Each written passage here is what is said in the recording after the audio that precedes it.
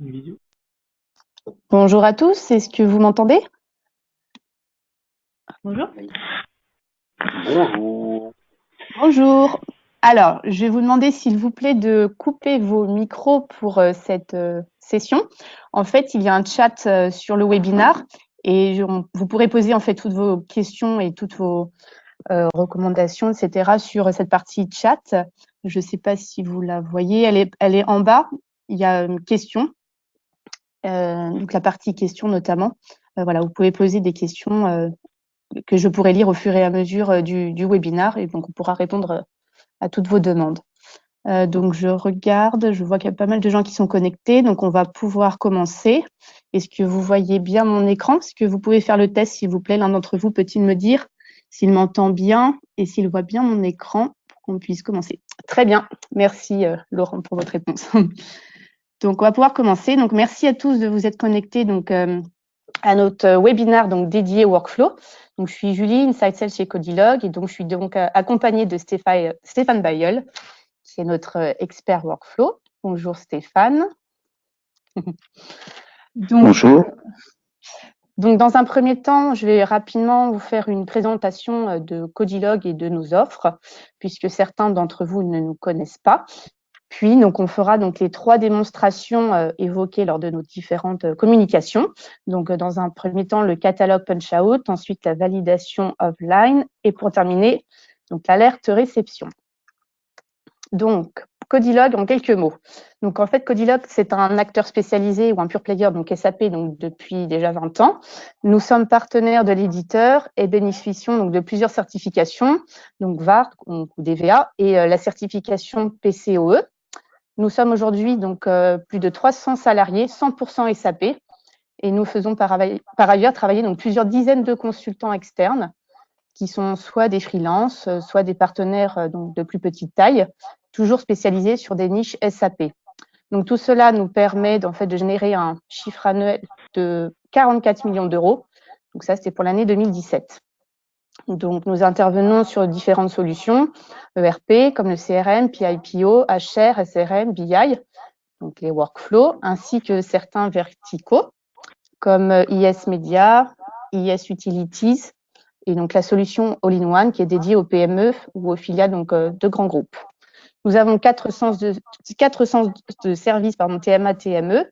Donc le siège est basé à Nanterre. Nous avons aussi donc, une filiale à Angers, bureau à Coutances, Tunis, et nous avons aussi donc, un bureau à Genève en Suisse.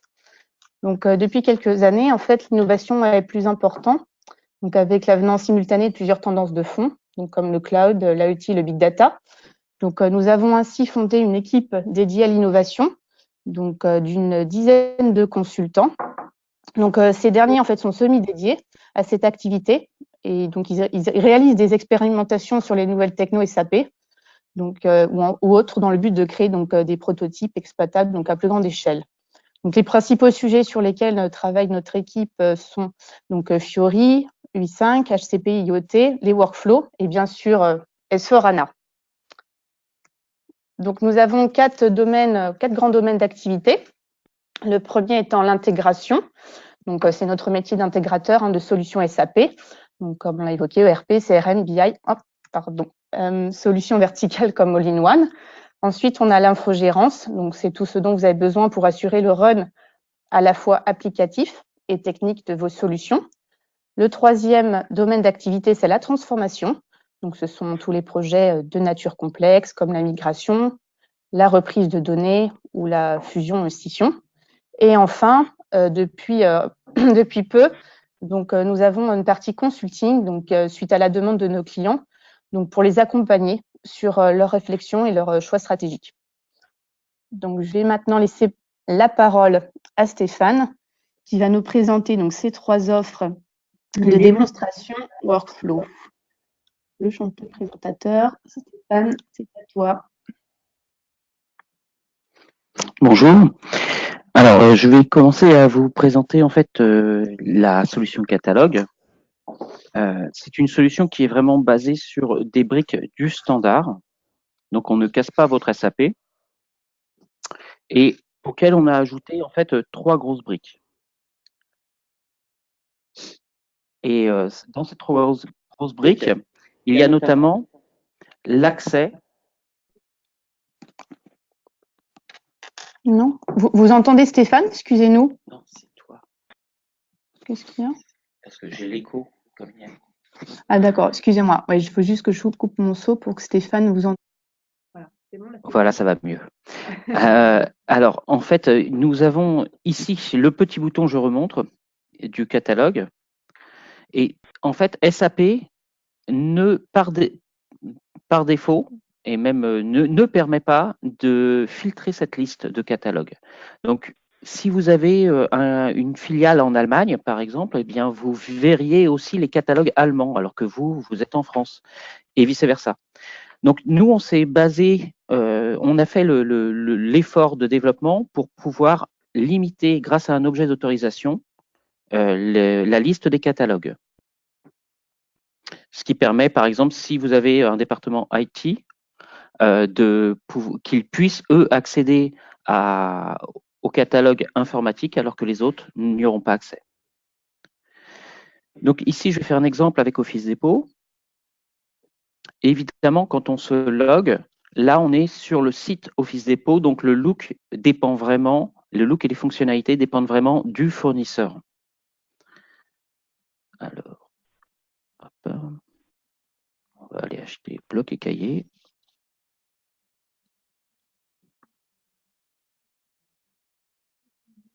Voilà, des agendas, c'est à la mode. Voilà. Là, je vais faire un achat de deux produits. Donc, je valide mon panier. Et maintenant, à ce moment-là, normalement, si vous étiez un particulier, vous devriez payer. Ici, en fait, on va transférer les données vers SAP. Vous voyez, ici, je retrouve la désignation, le prix, les quantités. Et, petite chose particulière, je retrouve aussi mon groupe marchandises à moi. Là, je vais vous expliquer derrière. Ça fait également partie des développements que nous avons faits, donc des 3 développements. Ah, qu'est-ce qui se passe? Ça. Je reprends l'autre.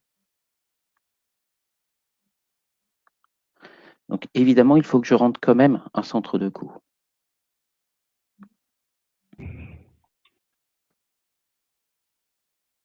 Voilà. Oui, allô? Oups. Allô, oui. J'ai dû me tromper de numéro. Je cherche un webinar Codilog. Oui, vous êtes dessus. Vous êtes D'accord, ok. C'est bon. Oui, bonjour. Tu peux continuer, Stéphane. Vous êtes le seul participant à cette conférence. Appuyez sur n'importe quelle touche pour poursuivre la conférence. GoToWebinar.com, j'ai pas réussi à activer, il manquait de mot de passe.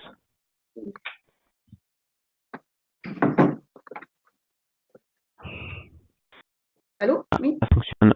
Ah, ça fonctionne. Monsieur, excusez-moi, nous sommes en direct. Oui. Est-ce que Allô? vous pourriez activer votre micro, s'il vous plaît? D'accord, ça marche. Merci, monsieur. Donc je recommence. Ici, je vais valider en fait le panier d'achat.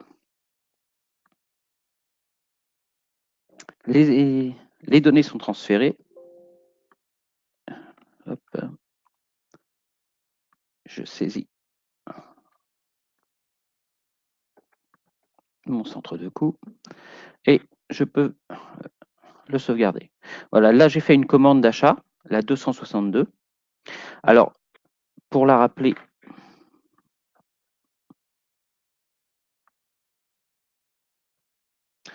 ici, comme je l'ai dit, vous avez des données qui sont venues automatiquement, comme par exemple votre numéro d'article, mais également le numéro d'article fournisseur, alors que chez vous, il n'y a pas forcément d'article. Donc, ça vous permet de faire des achats non stockés, d'acheter sur un groupe marchandises. Ce groupe marchandises, c'est bien le vôtre. Alors, ce n'est pas la magie qui fait que c'est arrivé du site fournisseur vers chez vous, avec vos données à vous. En fait, nous avons une application. Alors, je vais vous montrer ça. Nous avons une application qui nous permet de mapper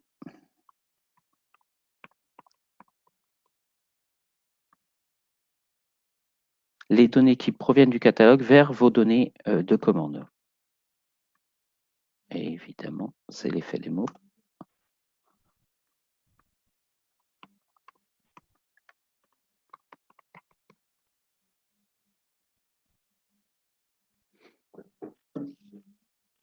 Juste une seconde, j'y arrive. Voilà. Donc ici, j'ai un ensemble de règles qui me permet de faire qui me permet en fait, par exemple, de trouver mon groupe marchandises. Le groupe marchandises, il va être fonction du catalogue, mais également potentiellement du groupe marchandises envoyé par le catalogue. Et derrière, je détermine mon groupe marchandises à moi. Ça, c'est des tableaux qui sont maintenables, exportables dans Excel, mais aussi importables à partir d'Excel. Donc, vous pouvez les maintenir à côté. Ça fera un annulaire en place de ce qu'il y a. C'est un gros avantage par rapport à des tables classiques.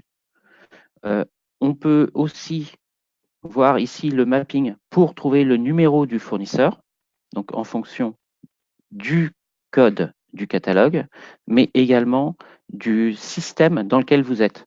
Autrement dit, si vous êtes en production, en développement ou en qualité, vous pouvez avoir un numéro de fournisseur différent. Eh bien, on fait suivre tout ça et votre solution, elle marchera dans tous les cas pour vos tests. Comme je le disais, on peut vraiment tout mapper, hein. Donc, par exemple, les unités de quantité, vous pouvez les mapper. Vous pouvez mapper aussi si vous avez des contrats associés à ce catalogue. Et donc, on peut tout retrouver. Donc, ça, c'était notre deuxième développement. Donc, le premier, je vous rappelle, c'était limiter la liste des catalogues en fonction des autorisations. Celui-ci, il permet en fait, il utilise une BADI classique livrée par SAP, mais on l'a fait de telle façon, l'implémentation, que vous n'avez à implémenter ça qu'une fois et que vous n'avez pas de code à faire, puisque c'est juste des tables qui sont à maintenir. Le troisième plus de cette solution, c'est un report. Ce report, c'est parce que vous avez confié évidemment les prix à votre fournisseur, et si vous n'avez plus de code article associé, alors vous n'allez pas pouvoir voir les évolutions de prix sur une période donnée. Donc, on a pensé à ça et on a fait un reporting. Ce reporting, pour un fournisseur donné, il va aller regarder toutes les commandes de la période et sur tous les postes où il y a un numéro d'article fournisseur. Ici, vous pouvez voir que sur cet article, par exemple, le prix moyen est de 8,74. Vous avez un prix au plus bas pendant la période de 8,29 et un prix au plus haut de 13,29. Si vous double-cliquez, vous pouvez voir les commandes qui sont associées et vous pouvez même double-cliquer pour aller voir le détail de cette commande, qui l'a passé, est-ce qu'il a respecté les règles d'achat ou pas. Donc comme ça, c'est un contrôle a posteriori qui permet d'avoir un meilleur contrôle des prix livrés, faits par votre fournisseur. Pardon. Il y a des questions, je crois. Donc, est-ce que vous avez des questions? Je vous rappelle vous pouvez toutes les poser. Alors, on a une question. Pouvez-vous résumer les avantages de cette offre, s'il vous plaît? Alors, l'avantage de cette offre, c'est essentiellement d'éviter de taper deux fois une double saisie. C'est également de pouvoir avoir des prix qui sont justes, puisque vous n'allez pas sur un vieux catalogue, vous êtes en direct avec les vrais prix de votre fournisseur. Donc, ça permet d'avoir un flux facture derrière qui va se dérouler sans accroc. Ok, merci Stéphane. Est-ce que les autres, vous auriez des questions? Alors, hop, je vois, nana. A priori, il n'y a pas d'autres questions. Donc, merci Stéphane. Donc, ça veut dire que ça doit être tout très clair. Donc, on vient donc d'évoquer l'offre catalogue fournisseur. Maintenant, on va passer sur la deuxième offre workflow qui est l'approbation offline.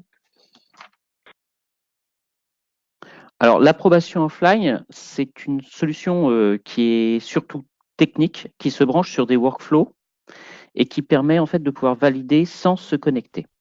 Alors, je vais vous faire. Dans SAP, en fait, vous devez connaître certainement la transaction SOST qui envoie les messages vers l'extérieur. Ici, vous pouvez voir que ma commande, qui a été soumise à une stratégie de lancement qui elle-même a déclenché un workflow, me permet d'envoyer un email. Cet email, pour les démos, je l'ai reçu dans mon inbox. Hop, là, évidemment, voilà, c'est celui-là.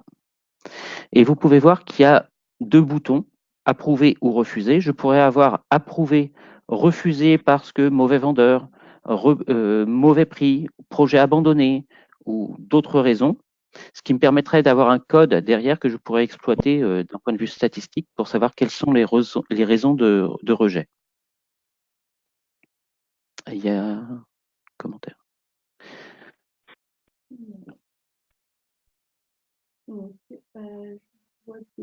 Quelqu'un me dit que. Est-ce que vous entendez Stéphane Baye?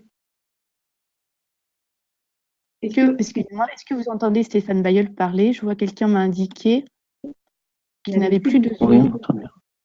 Oui, on entend bien. Alors, excusez-nous, il y a eu un bug. Merci. Donc ici, les boutons permettent d'approuver ou de refuser. Ici, si j'approuve, en fait, j'ai un pop-up pour envoyer un message vers SAP. Ce pop-up, on ne peut pas le supprimer.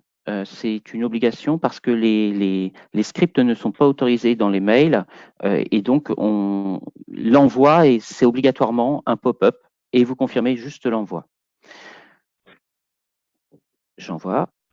Maintenant, si je retourne dans SAP, l'équivalent de la SOST pour les messages entrants, c'est la SOIN. Donc ici, je vais voir un message arriver normalement. Voilà. Le message est arrivé. Il est intercepté par notre framework qui sait de quel workflow il s'agit, qui va aller reconnaître par rapport à l'adresse email l'utilisateur dans le système, qui va regarder si cet utilisateur par rapport au work item est bien quelqu'un qui doit approuver ou pas. Et si c'est une personne qui doit approuver, alors il va le faire en son nom. Donc si je retourne sur ma commande, alors c'était pas celle-là, c'était la 262, je crois.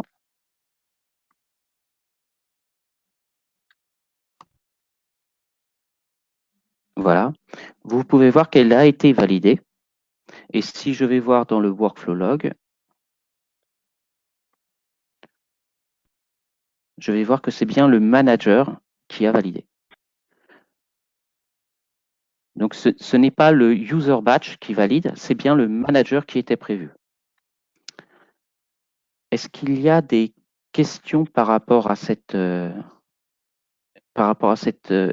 offre? Alors, je regarde les questions, Stéphane. A priori, il n'y en a pas. Tu peux peut-être du coup nous réexpliquer les avantages de cette offre? Alors, l'avantage principal, c'est que sans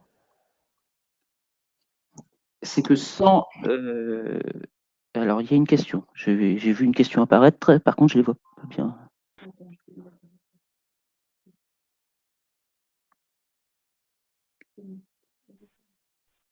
L'avantage principal de cette offre, c'est que vous n'avez pas besoin d'une infrastructure supplémentaire. On s'appuie sur votre messagerie. Et alors, il y a un travail au niveau de la bureautique qui est à faire puisqu'ils doivent ouvrir une messagerie, router l'email vers le serveur SAP. Et dans SAP, vos administrateurs système doivent ouvrir le système pour permettre de recevoir des mails qui viennent de l'extérieur. Ça s'applique sur ECC6 et c'est même avant. Si vous voulez juste savoir si c'est possible, regardez si vous avez la transaction SO50 dans votre système. Si vous l'avez, alors il n'y a pas de problème, on pourra s'adapter et se poser sur vos mails.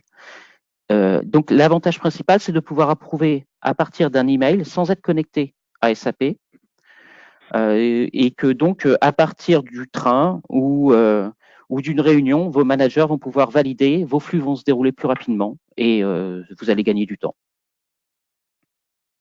Très bien. Donc justement, on avait une question à savoir si c'était bien compatible sur ECC6, donc comme tu l'as dit, c'est possible. Alors, j'ai vu une autre question qui est comment récupérer les motifs de refus pour faire des statistiques. Alors, en fait, les motifs de refus vont aller dans le container du workflow. Et à partir du container de workflow, on peut monter du reporting. C'est d'ailleurs un exemple je vais vous montrer un exemple de ce sur quoi on est en train de travailler en ce moment. Reporting, c'est celui-là.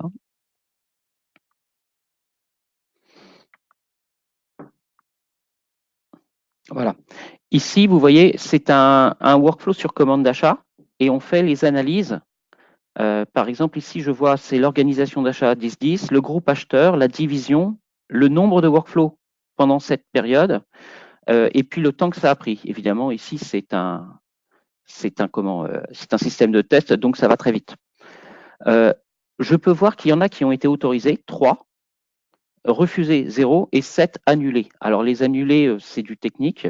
Je pourrais l'expliquer, mais ici, ça prendrait trop de temps. Et ici, je pourrais avoir, au lieu de simplement refuser, je pourrais avoir les motifs de refus.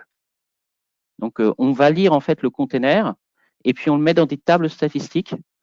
Derrière, ici, c'est juste une ébauche de ce sur quoi on est en train de travailler. C'est pour nous, derrière, on espère l'exploiter aussi en Fiori, par exemple, pour faire des graphiques, des choses comme ça. Mais c'est le genre de report qu'on peut obtenir. Très bien, merci Stéphane. Je regarde s'il y a d'autres questions.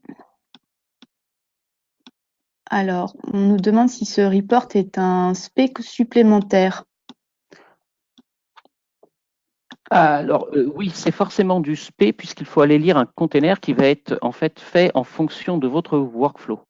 Par contre, le report que je viens de vous montrer, il est basé sur une vieille technologie qui existe dans SAP depuis la version 4.0. C'est juste que nous l'exploitons d'une façon différente parce que c'est encore moins joli ce qu'il donne à la base. Ça s'appelle le WIS, ce qui est apparenté pour ceux qui connaissent au LIS, le Logistic Information System. Et donc, il faut juste le connaître, l'adapter et aller lire le container et puis derrière l'exploiter un peu mieux. Très bien, merci Stéphane. Du coup, je ne vois pas d'autres questions. Donc, on va pouvoir passer donc à la dernière offre qui est donc l'alerte réception. Alors, l'alerte réception, c'est une application que nous avons faite pour éviter que vous ayez des blocages au niveau de la facture. Parce que quand une facture arrive et que la réception n'a pas été faite, elle est bloquée pour paiement. Ça peut entraîner des soucis avec votre fournisseur. Et donc, dès que vous avez une commande qui est réalisée et que vous avez atteint la date de livraison prévue, vous avez une alerte qui va soit vers le récepteur, soit vers le créateur ou une autre personne, selon ce que vous souhaitez, et qui va l'alerter qu'il avait normalement une réception à faire pour ce jour-là. Alors, je vais ressortir d'un cran. Voilà. Ça se présente comment? Alors, on a une présentation en Fiori, ici, mais nous l'avons aussi en WebDyn Pro, et nous pouvons également faire certaines fonctionnalités avec l'approbation offline. Donc, ici, dans l'application Fiori, donc je suis dans My Inbox. C'est l'inbox, en fait, mais version Fiori, qui permet de recevoir toutes vos tâches workflow. Et vous voyez ici, je suis alerté que cette commande, pour le poste 40, potentiellement sur l'échéancier de livraison même, eh bien, j'avais quelque chose à recevoir le 7-12, donc je suis en retard pour une quantité de 4. Alors, j'ai des boutons rapides qui me permettent de faire la réception totale de cette échéance ou d'avoir une nouvelle date d'échéance. Alors, celle-là, c'est une date qui est précalculée par rapport à un paramètre système, un paramètre qu'on met dans la TVRV, ou de faire la livraison finale du poste. Donc, comme vous pouvez le voir, ces 3 boutons, en fait, c'est un mélange entre la MIGO, la transaction de réception, et la ME22N, qui est la transaction de modification de la commande. Maintenant, ici, peut-être que ça ne vous donne pas satisfaction parce que vous voulez peut-être faire une réception partielle. Donc, si j'ouvre ici la tâche, j'ai l'application qui s'ouvre.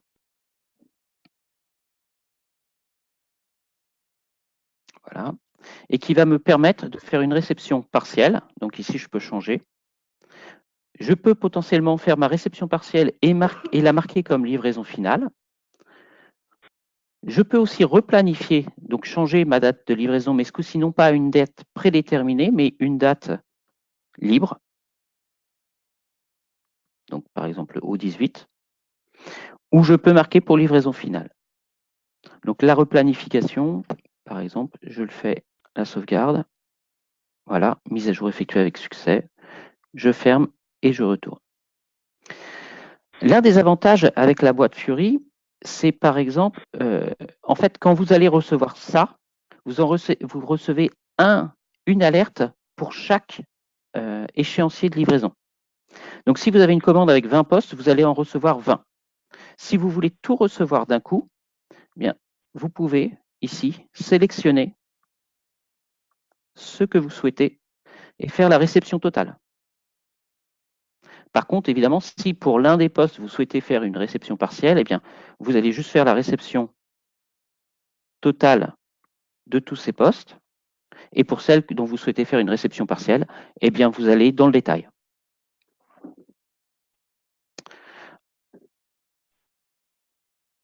Avez-vous, c'est à peu près tout ce que fait cette application. Donc, ça permet d'être alerté, de pouvoir agir avant que votre facture arrive et d'éviter les problèmes de paiement avec votre fournisseur. Autre petit point positif, c'est que les gens vont donc faire un peu plus attention à la date de livraison qu'ils vont saisir sur les commandes. Et ça va vous aider pour les charges à payer, par exemple. Très bien, merci Stéphane. Alors, j'ai vu une question passer. Donc, on nous demande si les écrans présentés sur cette offre sont livrés en standard ou s'il s'agit d'un développement réalisé pour ce webinaire. Alors, l'application, là, l'inbox SAP sur Fiori, ça, c'est du standard. Derrière, quand j'ai ouvert la tâche, ça, c'est une application spécifique de Codilog qui est livrée avec notre solution. Et les écrans en WebDyn Pro, c'est pareil, ils sont livrés avec notre solution. Très bien. Est-ce que vous avez d'autres questions? Alors, on me demande comment sont montés les workflows derrière ces applications. Alors, la première application qui était sur les catalogues, il n'y a pas de workflow dessus. C'est une application qui est MM, on va dire. Par contre, l'approbation offline, là, ça fonctionne avec un workflow classique, plus des exits. Alors, il y a un exit workflow qu'on va placer sur la tâche de décision et qui va en fait lancer notre workflow d'approbation offline.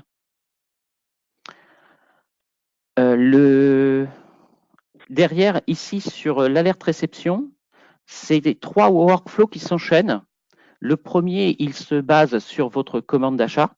Donc, dès que vous saisissez votre commande d'achat, il y a un workflow qui se déclenche, qui va déclencher un workflow par poste, qui va lui-même déclencher des workflows par échéancier de livraison. Et ils vont se mettre en attente jusqu'à atteindre la date de livraison. Évidemment, si vous faites la réception avant, ils s'arrêtent. Ce qui fait que vous pourrez aussi analyser le temps, la durée entre la création du workflow et le moment où il va s'arrêter. Ce qui va pouvoir vous montrer en combien de temps vous recevez réellement quelque chose. Très bien. Alors, est-ce qu'il y a d'autres questions? Oui, il y en a une qui est tombée. Alors, est-ce que ce workflow est parallèle au workflow d'approbation? Pour le workflow d'approbation offline, oui. Je suppose que c'était ça la question, c'est par rapport au workflow d'application offline. Très bien. Donc, après, j'ai vu une question donc, sur les tarifs. Donc ça, on a préparé une petite slide qu'on va vous montrer par la suite. Est-ce que je regarde s'il y a d'autres questions? Oui, celui de la ah d'accord. Alors, celui de la réception, non, il ne se déclenche pas si votre commande, elle est en release stratégie. Il ne se déclenchera pas. Il attendra en fait que la release stratégie soit complètement effectuée et donc votre commande lancée pour se lancer. Donc, il n'est pas en parallèle, il arrivera après. Très bien. Est-ce qu'il y a d'autres questions? Je n'ai pas l'impression. Alors, du coup, on va vous montrer, je vais reprendre le partage de l'écran. Voilà. Vous allez recevoir, en fait, par la suite, de toute façon, l'enregistrement de la session qu'on vient de dire. Comme ça, ceux qui sont arrivés un petit peu en retard ou ceux qui n'ont pas tout entendu, voilà, vous pourrez réécouter l'enregistrement du webinar. Si vous avez une question, donc vous pouvez écrire à marketing@codilog.fr. Juste sur les prix, Stéphane, rapidement, est-ce que tu peux nous indiquer les tarifs de ces différentes offres, puisque c'était une question posée et qui a toute son importance. Alors, l'approbation offline, c'est un framework. Donc, il y a du développement qui est refait à chaque fois. Donc, ça, on l'étudie au cas par cas. Mais sinon, le framework lui-même, ce qu'on livre, c'est 5 000 €. L'alerte réception, là, c'est 15 000 €.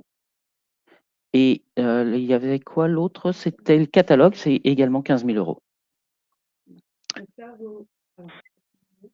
Je répète, hein, vous aurez un PPT. En fait, on a fait un récapitulatif des offres, donc par écrit, donc de ce qu'il y a avec les avantages, un peu la description de chacune des 3 offres, et on a rajouté donc une slide sur les tarifs. On va vous envoyer tout ça d'ici demain, donc pas de souci là-dessus. Quelqu'un nous demande si on propose des formations sur les workflows. Oui, on fait des sessions de formation. Alors, elles n'ont pas encore été planifiées pour l'année prochaine. Mais l'année dernière, j'ai fait 2 sessions de formation en fait chez Codilog et qui sont ouvertes à l'extérieur. Très bien. Écoutez, je crois qu'il n'y a pas d'autres questions. Quelle serait, Stéphane, peut-être ta phrase de conclusion? Alors, il faut savoir que nous n'avons pas terminé de travailler sur de nouvelles offres et notamment sur la partie workflow. Vous avez vu qu'on est en train de travailler là sur des reports, mais on est aussi en train de travailler sur des reporting pour les administrateurs workflow, pour leur rendre la vie plus simple et faire en fait des écrans qui vont leur permettre de pouvoir voir rapidement les logs de workflow sur les workflows qui les concernent. Et donc, on a bien imaginé que des business process owners et non plus vraiment des administrateurs techniques pouvaient être intéressés par la maintenance de ces workflows pour solutionner les problèmes plus rapidement. Donc, on est en train vraiment de travailler là-dessus. On arrive à une offre qui commence à devenir, qui va pas tarder à sortir, on va dire. Et puis, on a aussi des workflows d'autres reporting qui vont eux permettre à partir d'une commande d'achat, par exemple, on va rentrer le numéro de la commande d'achat et on va trouver là où elle en est. Est-ce qu'elle est toujours en cours, en fait, en cours de validation et chez qui? Très bien, parfait. On a une dernière petite question. Donc, est-ce que nous avons un workflow de création des fournisseurs? Alors, les workflows de création de fournisseurs n'existent pas en standard. Donc, il faut les monter. Il y a, en fait, ce qui pose problème, c'est généralement pas vraiment la création, c'est plutôt si vous voulez faire des modifications. Là, je suis prêt à avoir un call à part pour en parler parce que ça pourrait durer longtemps. Il y a des outils également qui sont sortis par SAP qui sont très bien pour la gestion des master data en règle générale.